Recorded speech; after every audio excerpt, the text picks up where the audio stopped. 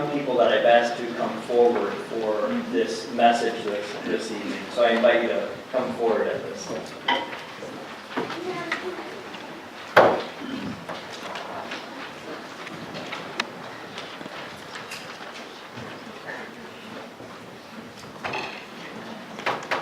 All right, so you're our token children for this morning. Is that all right? Or this evening, is that all right with you? Okay. All right. Go ahead and sit, Zara. This is gonna be a little while. All right? Not too long, I promise. So I want to ask one of you. Can one of you come up and go over the nativity scene with me? Who wants to do that? Who's my volunteer this evening? Zara, you want to? Come on up. So we're going to take a look at the nativity scene. Zara, can you tell me what this is over here? What is this one right here? That's an angel, that's right, okay. And how about these here? Animals. Yeah, those are animals. We have a sheep here and a donkey. And who is this person here? A shepherd. A shepherd watching over the animals, right? And I know you can't see in the back, but this is a beautiful nativity set. And here we have these two people. Who are these two? Joseph and Jesus. Not Jesus, that's Jesus' mother, right? Mary. Yeah, Mary, that's right. Okay, and what is this right here? This is it looks like a little bench with hay in it. What is that? Hay.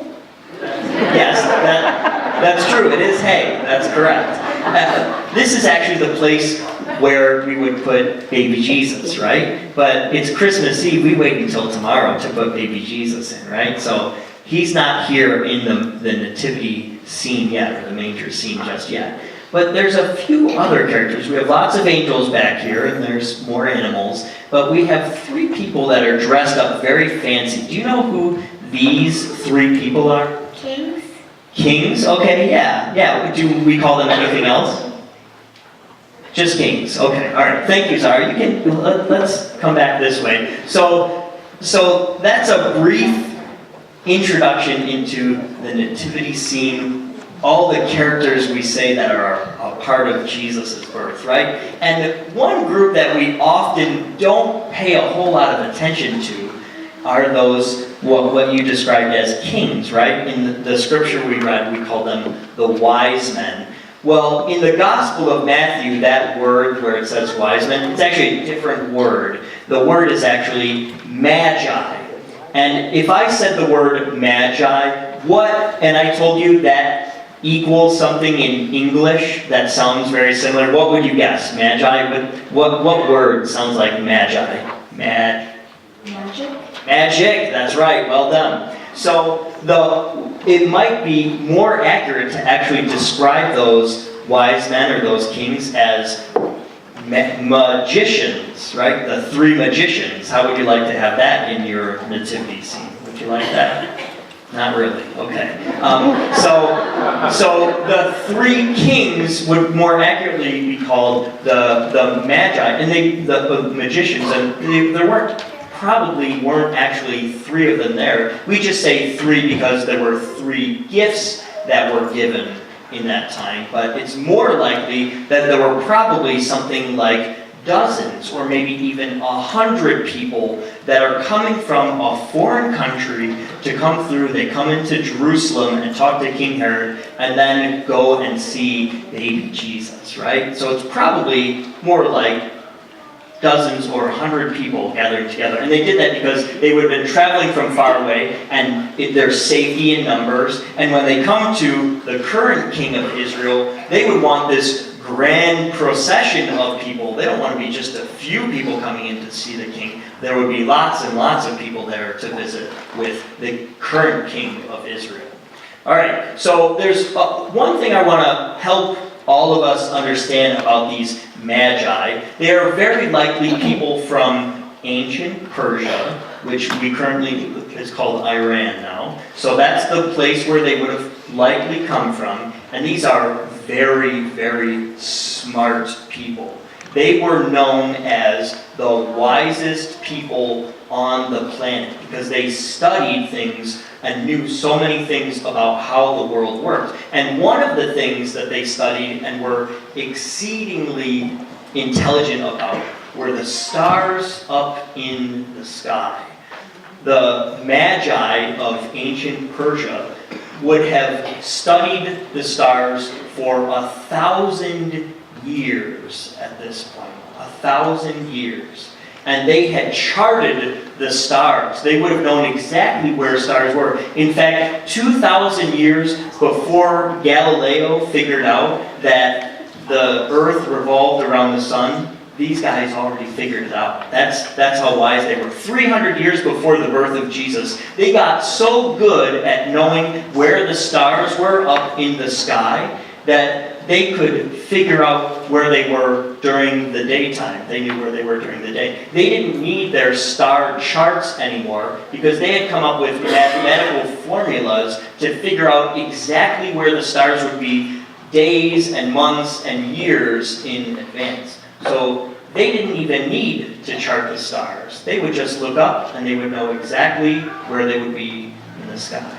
All right? So these are very smart people, and they know their stars really, really well. One last thing about the Magi. The word Magi shows up in the Bible a few times. Once is in the book of Acts with Simon the magician, and the second time is the prophet Daniel in the book of Daniel. And Daniel was called the chief of the Magi. And I think that's very interesting that hundreds of years before Jesus' birth, these Magi would have been, the leader of these Magi would have been the prophet Daniel. And then hundreds of years later, the Magi come and they visit and they see Jesus. And I don't know if there's a whole lot of significance to that, but perhaps there is more going on here than meets the eye with this connection here. So here's a question for you. That's a little bit about who these people were, but what star would they have been following up in the sky? I think that's a good question. Oh, you know the answer. Well, all right. Zara, what's the answer? What star were they following? It was following the star of Jesus. Yeah, we call it the Star of Bethlehem. That's the name that we give it. And we don't actually know which star it was that they were following, but some people think there was actually an explanation. If you chart the stars and go backwards,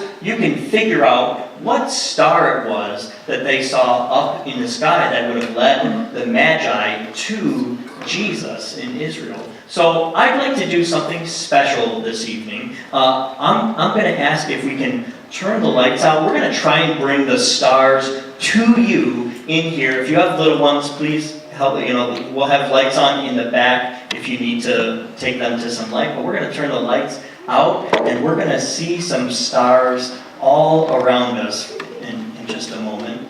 So one thing while they're turning the lights out, know that we don't know when Jesus was born. It could have been any time within a wide range of years. We don't know the season that he was born in. So what I'm about to share with you about these constellations, these are possibilities as to when it was that Jesus was born and when the star would have appeared up in the sky. So here we have the lights are getting dimmed down for you. So do we have our stars up in the sky now? Right, so you can see some stars up above you.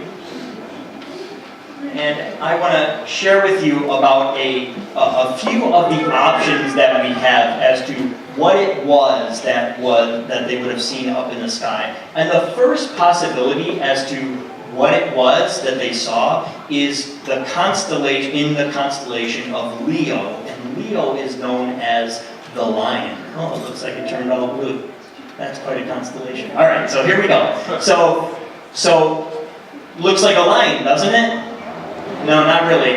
So here you go, right here. This is the body of the lion, and this is called the head of the lion right here. And here's something amazing that I learned. I would have assumed that people would have looked up in the sky, and if you were in different parts of the world, you would have thought that this constellation looked like whatever, something else. But no, that's actually not true. People from all over the world looked at this set of stars, and if you were German or if you were Indian, you would have called this a lion. Can you believe that? That they saw a line out of these stars. So this is Leo, and there's a very important star in Leo, and that's this one right here. This one is called Regulus. Regulus means, it's a Latin word that means little king, all right? And it was known as the heart of the lion. And in one year there was 7 conjunctions of Jupiter and Regulus. Can we see? There's Jupiter coming across, and it would have hit right close to Regulus. And that happened 7 times in 1 year. So they could have seen this and thought, oh, here it is. This is the Star of Bethlehem. This is the sign that new king is coming into the world. So that happened 7 times. Jupiter represented royalty, and again, Regulus was the little king. So that combination would have meant royalty and then this little king, that there would have been a new little king. There's another combination that happened in the same year, and that's Jupiter coming across, and then Venus came, and they would have met together somewhere in the constellation of Leo. So that was another thing that happened in the same year, and that was actually what's called a fusion, and would have been a bright, beautiful thing that would have shown in the sky.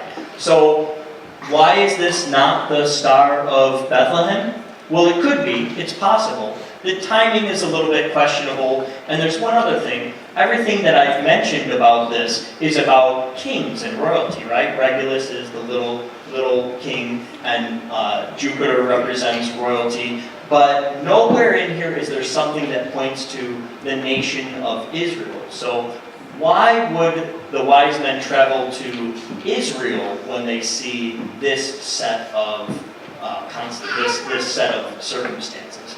So maybe Leo is not the answer. Let's take a look at something else, though. There's a few other options that people talk about. Halley's Comet came by in 12 BC. There was a nova that was observed by the Chinese, and they described it as hanging over a city. So that's a possibility. But I think there's a better option for us, and that is the constellation Aries. So here's Aries. Aries is known as the ram or the goat. So here you would have, this section here would be the body of the ram, and this right here was the head. You're seeing the ram, right? So in this constellation, there was a combination of, again, Jupiter, this royal star. So Jupiter came across, and it actually dipped behind the moon. So that would have been, the sign they would have understood from that is, first the king is present and it disappears behind the moon, and then a new king is born as it comes past the moon, right? And it happened 2 different times. So that's a symbol they could have seen. And where would this have led them? Well, Aries was arguably associated with the nation of Israel, so it's possible they connected this constellation Aries with the nation of Israel. But again, this is not a perfect combination of circumstances, because this happened midday. So no one would have been able to see it. But the Magi knew their stars. They would have known where it was happening, so that they would have known this was occurring, even though no one could see it during daylight hours. But would this occurring in the middle of the day, would this sort of de-emphasize how important the birth of this king was? I think that's at least possible. So maybe there's a better option out there for us. So here's a third one. Most people think that it's not Aries that's associated with Israel, but Pisces that represented Israel. So Pisces is the fish. And here you go. This is actually 2 fish. Right here, this section is considered a fish. And this section over here is considered a fish. And this is a line with a hook on one fish, and this is a line and a hook on the other fish. So it's two fish that are sort of strung together. That's Pisces. And in 7 BC, there was, again, Jupiter, the king, that converged with Saturn. And Saturn was known as the protector of Israel. It was the king star that protected Israel. And it converged in Pisces, the constellation of Israel. So this combination is pretty extraordinary, that these two things would have converged together, but it didn't just happen once, it happened 3 times. And this was an incredibly rare event. In fact, this combination of circumstances only happens once every 900 years.